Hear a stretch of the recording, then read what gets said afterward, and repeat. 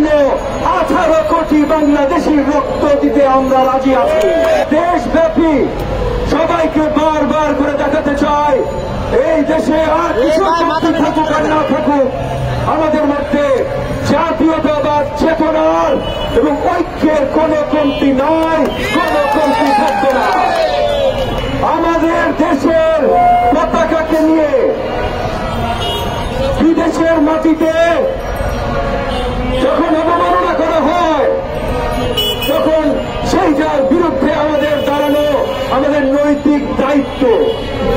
কিন্তু একই জায়গায় মনে রাখতে হবে যে আমাদের পতাকাকে কেউ অবমাননা করলে যেমন আমরা সেইটা কোনোভাবে মেনে নিব না, আমরাও যেন অন্য কাউকে অবমাননা না করি।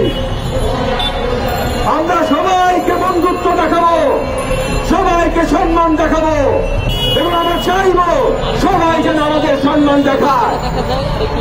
গত 15.5 বছর ভারতের সাথে বাংলাদেশের যে সম্পর্ক ছিল, এইটা সম্মানের ভিত্তিতে সম্পর্ক ছিল না।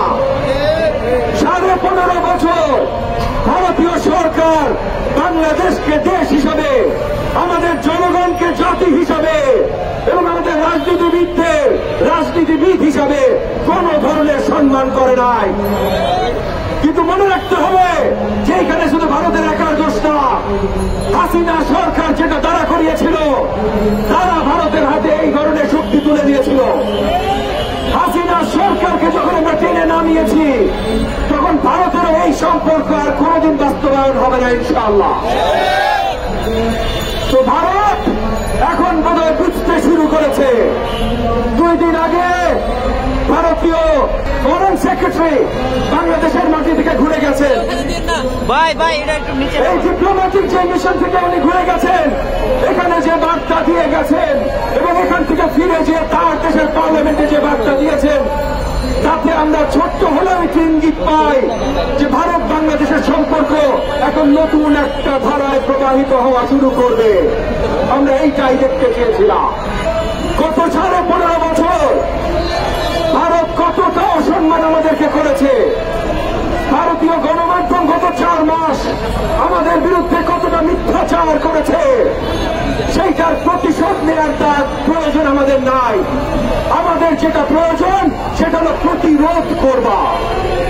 প্রথমত পরিষ্কার বিশ্বের সবাইকে জানিয়ে দিতে হবে যে বাংলাদেশের বিরুদ্ধে কেউ যদি অবস্থান নেন, সেইটা প্রতিরোধ করবার জন্য 18 কোটি বাংলাদেশির রক্ত দিতে আমরা রাজি আছি।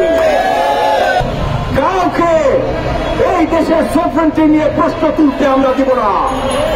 বাংলাদেশকে নিয়ে যখন মিথ্যাচার হয়, সেইটার বিরুদ্ধে শক্তভাবে আমরা দাঁড়াবো এবং আমরা দাঁড়িয়েছি। অন্তর্বর্তীকালীন সরকারের কাছে আমরা আবেদন করেছি যেন আরো শক্ত পদক্ষেপ নেওয়া হয় বিশ্বব্যাপী এই মিথ্যাচার রুখে দেওয়ার জন্য। সরকার যা যা করছে আমরা সাধুবাদ জানাই, তবে আমরা এটাও বলি যে আরো অনেক বেশি করা দরকার। আমরা আমাদের জায়গা থেকে সবাই চেষ্টা করছি।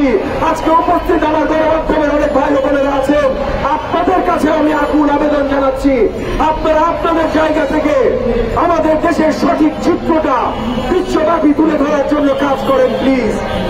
বিশেষ করে বিদেশি ভাষায় পশ্চিমা দেশগুলোতে তুলে ধরাটা সবচেয়ে বেশি গুরুত্বপূর্ণ। এখন ভুলে গেলে চলবে না যে ভারতের মিডিয়া যেমন আমাদের বিরুদ্ধে কথা বলছে, বিজেপি সরকার যেমন আমাদের বিরুদ্ধে দাঁড়াতে চেষ্টা করছে, ভারতের জনগণ কিন্তু বিজেপি সরকার না। ভারতের জনগণ কিন্তু জুলাই আগস্ট মাসে আমাদের জন্য মিছিল করেছে। ভারতের বড় বড় বিশ্ববিদ্যালয় থেকে লম্বা লম্বা হাসিনা বিরোধী মিছিল বেরিয়েছে। আমরা যেমন করেছি, আমাদের সাথে সলিডারিটিতে ভারতের তরুণরাও করেছে। আজকে সেই তরুণদের জানানো প্রয়োজন যে এই যে মোদী সরকার যে মিথ্যাচার করছে, এটা তাদের উপরে আগামীতে নিপীড়ন করার জন্য মিথ্যাচার করছে। শুধু বাংলাদেশের বিরুদ্ধে না, কিন্তু বাংলাদেশের বিরুদ্ধে যখন ভারতের সরকার এবং হাসিনা নিপীড়ন করেছে, তখন বাংলাদেশের জনগণের জন্য ভারতের যে তরুণরা রাস্তায় নেমেছে, সেই তরুণদের দেখে মোদী সরকার ভয় পেয়ে গেছে। সেই তরুণদের থেকে মোদী সরকার ভয় পেয়ে গেছে যে হাসিনার বিরুদ্ধে যদি নেমে তরুণরা হাসিনাকে নামাইতে পারে, তাহলে আমার বিরুদ্ধে তরুণরা নেমে আমাকেও নামাইতে পারে। তাইলে এই তরুণদের তরুণদেরকে এখন ভুল কিছু বুঝাইতে হবে।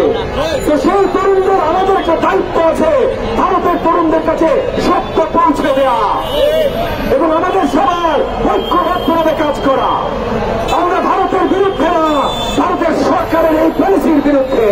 আমরা ভারতের বিরুদ্ধে না, ভারতের মিডিয়ার মিথ্যাচারের বিরুদ্ধে। আমরা ভারতের বিরুদ্ধে না, আমরা একসাথে নতুন সমৃদ্ধ বাংলাদেশ করার জন্য ভারতের এই যে আগ্রাসন এইটার বিরুদ্ধে। এবং একই সাথে মনে রাখতে হবে, আমরা যদি ঐক্য বজায় না রাখতে পারি তাহলে আমরা শুধু ভারতের বিরুদ্ধে না, কারোর বিরুদ্ধেই দাঁড়াইতে সক্ষম হব না।